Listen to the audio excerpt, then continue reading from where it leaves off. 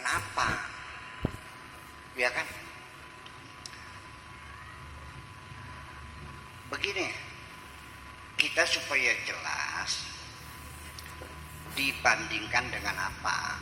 Thariqah dibandingkan dengan syariat gitu. Iya, nanti lain lagi. Begini aja lah.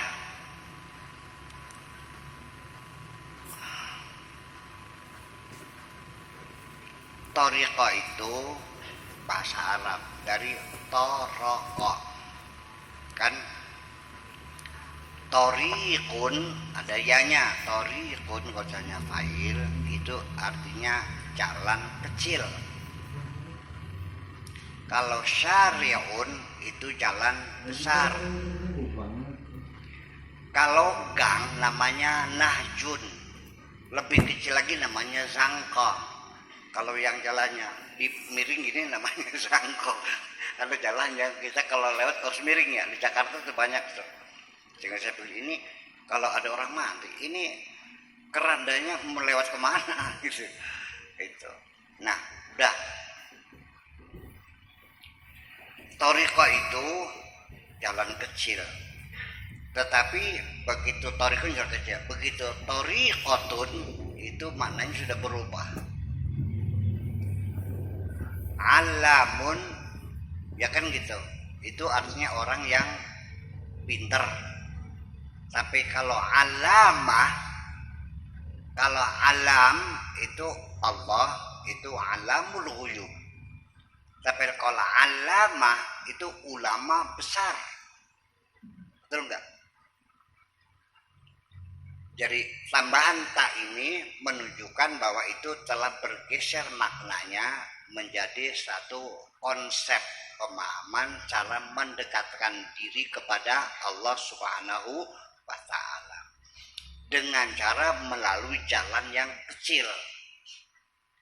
Kalau syari itu juga sama mendekati jalan Allah namanya syariah, tapi jalan besar. Saya itu tinggalnya di Kertasmaya. Bangat 2 itu nyebrang Sungai Cimanuk naik tambangan. Ya, jalan kecil. Tapi mobil nggak bisa lewat situ, yang bisa motor sama sepeda kan gitu. Becak juga bisa. Tapi kalau saya pakai mobil itu harus lewat syariah, lewat Jatibarang, lewat Pangkalwa, muter sampai Tukdana, balik lagi. Di sini juga mungkin banyak begitu ya. Nah, kedua-duanya itu punya resiko yang sama. Jalan kecil mungkin nginjak paku, mungkin ada ular, betul nggak? Mungkin ada lubang. Kalau jalan besar kan licin, betul nggak?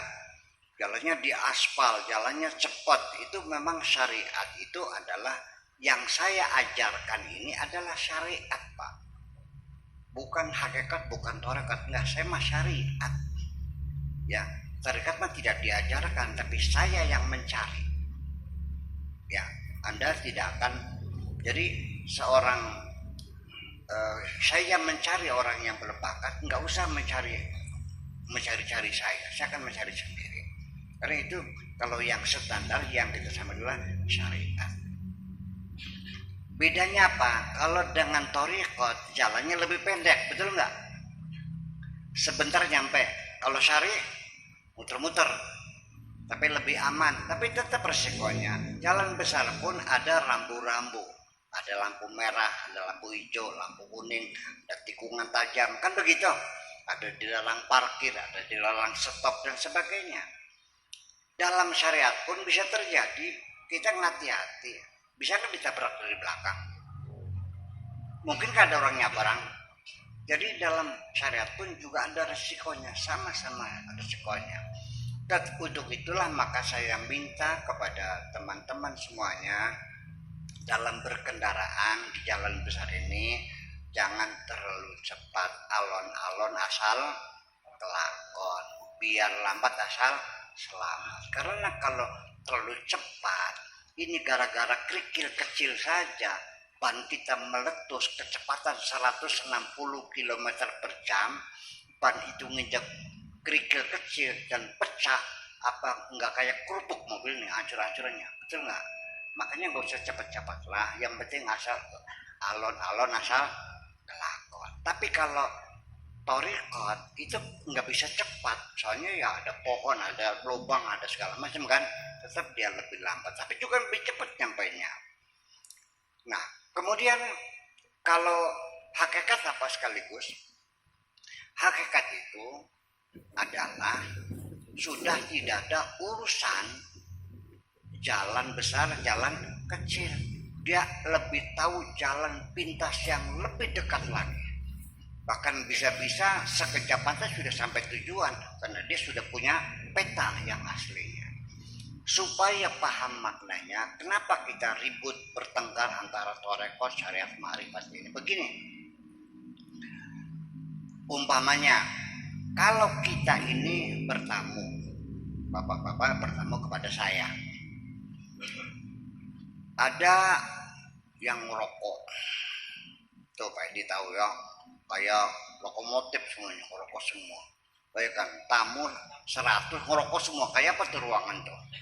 Ya, kadang-kadang ada ibu-ibu bawa anak kecil kencing lagi di situ, ya kan gitu. Mereka ngobrol keras-kerasnya. Saya boleh nggak sebagai tuan rumah membuat aturan? Boleh. Apa yang saya buat aturan? Saya tulis di tembok, dilarang bicara keras-keras. 2, dilarang bawa anak kecil. Dilarang merokok. Boleh kan? Nah, ketika ini aturan saya, itu namanya syariat. Kepada semua tamu pun yang manapun itu harus mentaati peraturan saya, betul nggak? Nah, jadi kalau orang itu bersyariat, bagus, nggak salah. Ibu-ibu datang bawa anak kecil, tiba-tiba ada tulisnya, dilarang bawa anak kecil. Punten Pak Kiai, dibawa keluar dikasihkan sama kakaknya kan, tolong nggak boleh katanya. Ya udah, saya seneng nggak ada tamu yang begitu. Allah juga ridho kok kalau kita mentaati syariatnya, ya kan? Ada lagi Pak Edi, datang tas kepul.